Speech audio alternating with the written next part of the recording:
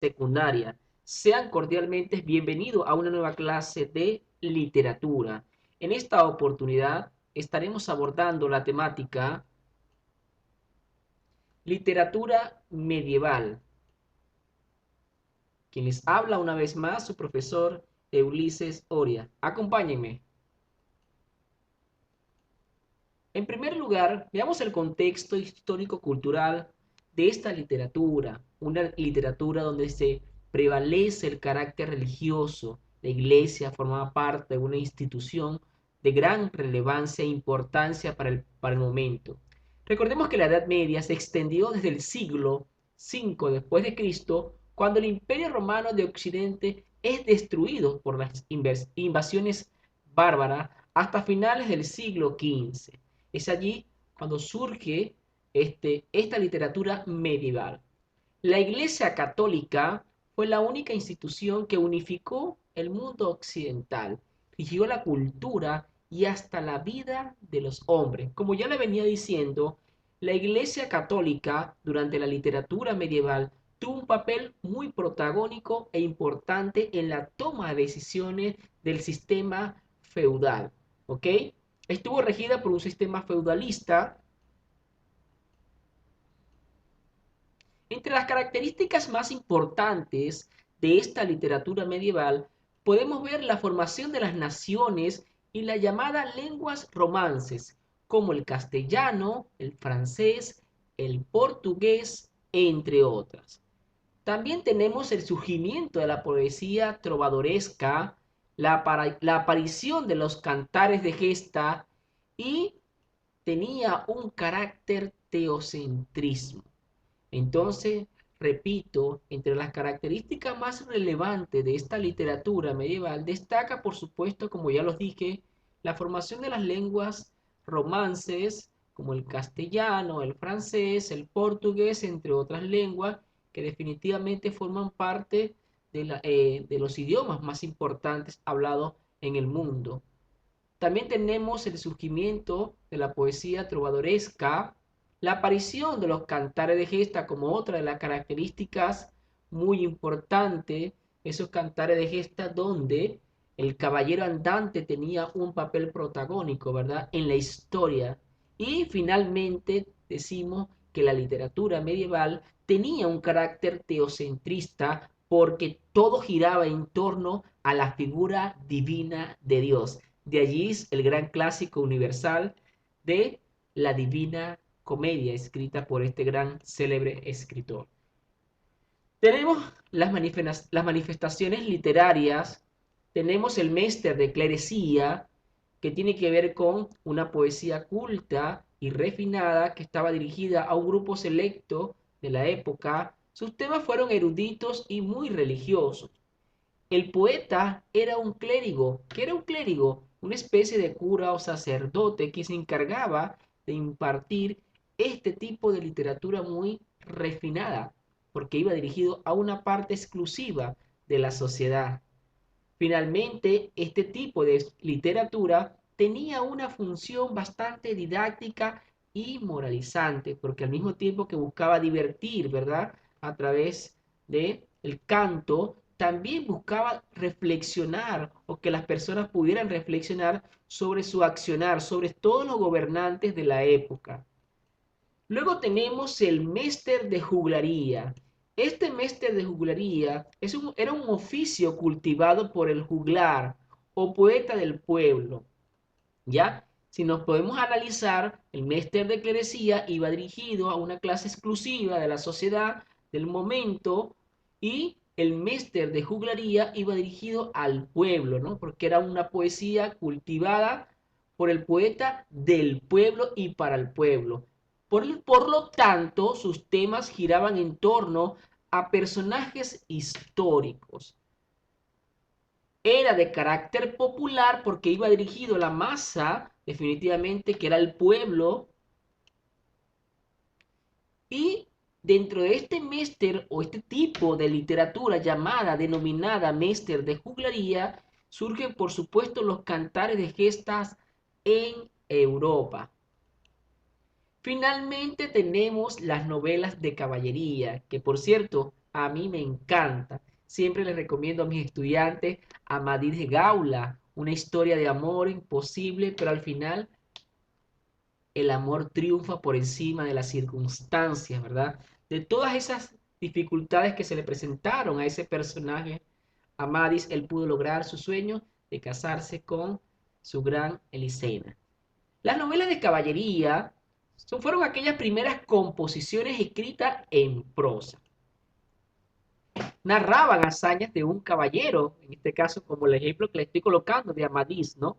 Que era un caballero que tenía una tarea difícil si quería conquistar a Elisena. ¿Cuál era esa tarea? ¿Verdad?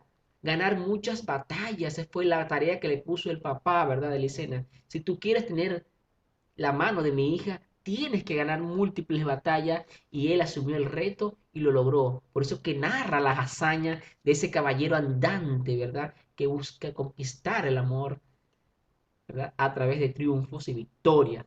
Buscaban conquistar el corazón de su amada. Ya yo me adelanté con Amadís de Gaula. Es una obra que se la recomiendo a todos mis estudiantes. Es hermosísima y pertenece también al género de las novelas de caballería. Luego tenemos los cantares de gesta, como la canción de Rolando, que era un cantar de gesta de origen francés. Además, tenía como protagonista a Rolando y narra el enfrentamiento entre los vascos y francos. Luego tenemos la canción de los Nibelungos, o Nibelungos, que también forma parte de esta categoría de los cantares de gesta. Esta, a diferencia de la anterior, es de origen germánico y además tiene como protagonistas a Siegfried y Gunther. Y es una historia básicamente de heroísmo, amor y venganza. Finalmente tenemos el gran canción del Miocí, también llamado Cantar del Miocí, que narra, la verdad, de alguna u otra forma, es el primer cantar de gesta escrito en castellano. Esto quiero que lo apunten, mis hijos. De los cantares de gesta que he mencionado, definitivamente el más importante es el cantar del Miocí, porque representa una joya, ¿verdad?, literaria para la época medieval, ya que es el primer cantar de gesta escrito en el idioma castellano. Se llama el Cantar del Miocí. Tiene como protagonista el gran Rodrigo Díaz de Vivar, el Cid, el campeador, también conocido, ¿verdad? Narra las aventuras del Cid por la recuperación de su honra. Para esta época de la literatura, las historias tenían un carácter bastante moralista, quizá porque, ¿verdad? En este caso, Rodrigo Díaz de Vivar había sido injuriado o acusado de un delito que él no había cometido. Su honra había sido tirada por el piso y él tuvo que salir de su pueblo. Prácticamente lo desterraron de su tierra amada.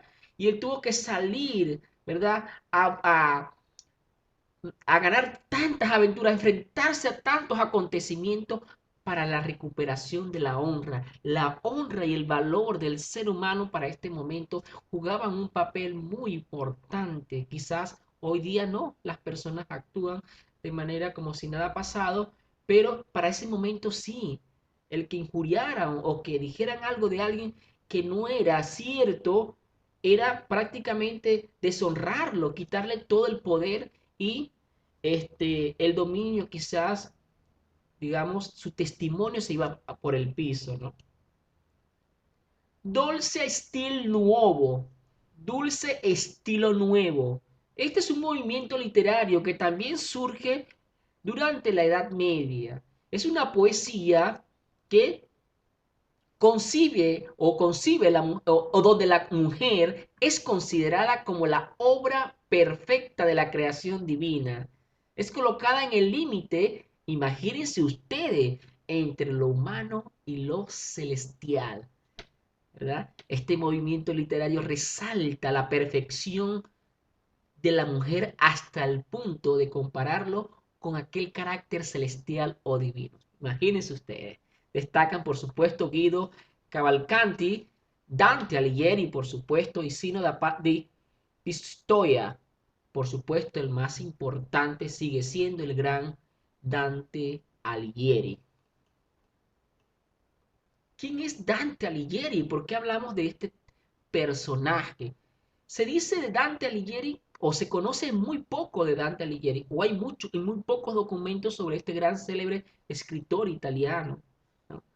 Lo más que conocemos por allí es porque algunos hemos leído la Divina Comedia, ese clásico universal y que además representa la obra más importante de la literatura italiana, ¿no? Y que tiene a su máximo creador, el gran Dante Alighieri. Se dice que Dante Alighieri, este, a principio, fue prácticamente un autodidacta. Aprendía, ¿verdad? Buscaba aprender. No tenía una escuela como tal, ¿no? Nace en Florencia, por supuesto, en Italia. Es conocido como el Aristóteles moderno. Imagínense ustedes, comparar a Dante Alighieri con el gran Aristóteles son palabras mayores. Su gran amor se llamó Beatriz Portinari. De allí que muchos literatos digan que él metió en la Divina Comedia a esta Beatriz como personaje porque él nunca la dejó de amar, dicen los literatos por allí, ¿no? No me consta, pero ellos dicen que fue así. Y parece ser cierto, porque en la Divina Comedia, por supuesto, vemos a Beatriz entrando en el paraíso, ¿verdad? Acompañando al gran Dante que se había perdido de su mano, ¿verdad? Entonces, allí nos da como que una sensación de lo que dicen los literatos es totalmente cierto. Por discrepancias políticas fue desterrado de Florencia. Entre sus obras más importantes, por supuesto, destaca el clásico universal y la obra más importante de Italia, la Divina Comedia. También tenemos Vida Nueva y La Monarquía. De las tres, definitivamente su obra más importante, la que ha tenido mayor trascendencia en el mundo y forma parte, de hecho, de los clásicos universales, es la Divina Comedia. Cancionero sería otra de las obras importantes para él. Recordemos que la comedia, como inicialmente se llamaba, porque divina fue un adjetivo que le agregó el gran Giovanni Boccaccio luego de su creación. La comedia es una alegoría, recordemos que la alegoría es la representación en la que las cosas este, sitúan o se sitúan o tienen un significado bastante simbólico. Recordemos que a lo largo de la obra de la Divina Comedia, todos los elementos que se presentan allí tienen un significado simbólico. De allí que la comedia o Divina Comedia sea una alegoría de la vida humana y debe su nombre. El asunto es horrible en el primer libro, pero esperanzador en el segundo, que llamado Purgatorio, ¿verdad? Recordemos que el primer paso de la Divina Comedia es el infierno, el segundo sería el Purgatorio. Y, por supuesto, feliz en el tercero, porque ya es el paraíso donde todos queremos ansiosamente llegar. El adjetivo divina, como ya lo dije anteriormente, con que ha llegado hasta nosotros, le fue agregado posteriormente por el gran Giovanni Boccaccio, que también forma parte de uno de los representantes más importantes de esta literatura. Recordemos que esta es la estructura de la gran Divina Comedia, el infierno, que de alguna u otra forma representa el vicio, el purgatorio, que sería el pasaje, ¿verdad? La llave del vicio a la virtud, y finalmente el paraíso, que representa o simboliza la condición de aquellos hombres perfectos que han cumplido el propósito divino de Dios. Dante, recordemos que la Divina Comedia trata sobre la travesía de Dante hacia el infierno, el purgatorio y finalmente el paraíso para expiar sus pecados y encontrar el sentido de la vida. De la mano de la intervención divina. Es una obra escrita por el italiano Dante Alighieri a principios del siglo XIV. Este poema comienza, por supuesto, con el encuentro de Virgilio con Dante, que se ha perdido en una selva y tropieza con bestias salvajes De hecho, eran tres bestias salvajes que lo atacaron fuertemente y que prácticamente lo iban a descuartizar, ¿verdad? Gracias a la divina providencia, dirían algunos, o a la aparición de este gran célebre escritor del cual Dante era gran admirador, llamado Virgilio. Fue su mano ayudadora, su guía, su amuleto de la suerte, diría yo prácticamente. Virgilio le confiesa a Dante, ¿verdad?, que ha venido en nombre de su amada Beatriz en busca de su rescate, ¿verdad? Una dama virtuosa y lo conduce por un largo viaje de redención que comienza con el Averno. ¿Qué es el Averno? Es aquí, es el lugar, ¿verdad? Aquí van pasando por círculos infernales. En el primero están los infelices. ¿Quiénes son los infelices, profesor? Aquellos que nunca estuvieron vivos, los niños que no pudieron recibir el bautismo antes de morir, y personas de grandeza espiritual como, como Virgilio, que intuyeron la revelación cristiana. En el segundo círculo, ya en el infierno, se muestra con toda propiedad. A la entrada de un pozo se halla Minos, una especie de juez. En los círculos superiores moran los que se dejaron guiar por la incontinencia. En los inferiores, los que respondieron a los más bajos instintos o los más bajos instintos, ¿verdad?, del pecado. Luego se describen los perversos, que al final de sus vidas quedaron solos. Luego siguen los lujuriosos, vencidos por el puro placer sexual, los avaros, los enfermos de ira, aquellos que no controlan su ira y constantemente están vituperando palabras, ¿verdad? Condenados a golpearse eternamente hundidos en el fango. Recordemos que la Divina Comedia es una obra que nos trata, nos confronta con la vida, con ese sentido. El ser humano siempre ha buscado encontrarle en sentido la vida. Recordemos que la Divina Comedia se escribe en una época muy, pero muy cristiana, totalmente religiosa, a pesar de que el seno de la Iglesia Católica comenzaba a declinarse. Dante escribe este clásico universal para darle un sentido al ser humano, para que el ser humano reflexione, nos confronta. La Divina Comedia es un cuestionamiento al ser humano para que pueda encontrarle un sentido real, justo y verdadero a la vida, que pudiera ver en qué nivel estaba y qué debía hacer para mejorar, para poder llegar a ese paraíso que todos queremos conocer. La Divina Comedia tiene como personajes principales, por supuesto, al gran Dante y a Virgilio. Ellos dos forman la dupla más importante de esta obra. Beatriz sería el personaje secundario, ¿verdad?, que finalmente sería el ángel que guía la fe o que lleva a Dante, porque recordemos que Virgilio solamente podía acompañar a Dante en una parte del purgatorio, de la historia, de los pasos, ¿no? Solamente a una etapa podía acompañarlo Virgilio. Después Virgilio le da paso a quién, a Beatriz. Sin embargo, tenemos que destacar que Virgilio prácticamente casi guió, fue el maestro, la razón de ser, ¿verdad? El camino que guió a Dante al paraíso. Luego se lo entrega finalmente Virgilio a Beatriz, quien es ella, su ángel que lo guía hacia el camino final que era el paraíso.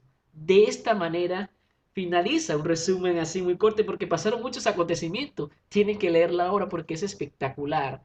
Pasaron muchos acontecimientos, pero es una obra magnífica que para mí es uno de los clásicos más importantes que he leído a lo largo de mi vida. La Divina Comedia, recordemos que la vamos a leer, ¿no? Aquí le voy a presentar un video, ¿no?, el cual tienen que ver. Dice así: observa detenidamente el siguiente video denominado La Divina Comedia y apunta lo más importante en tu cuaderno. En la clase Zoom se hará un quizzes de este video. ¿Sobre qué? Sobre este video y la biografía del gran Dante Alighieri. Recuerda que será la primera nota del bimestre unida a la nota de la ficha. Así que no dejes de ver este video, que está buenísimo, sobre la Divina Comedia. Te va a guiar muchísimo para entender este clásico universal. No me queda más que darle las gracias a mis queridísimos estudiantes. Nos vemos en una próxima oportunidad. Quien les habló, su profesor Ulises Oria. Chao, chao, se les quiere un chorro.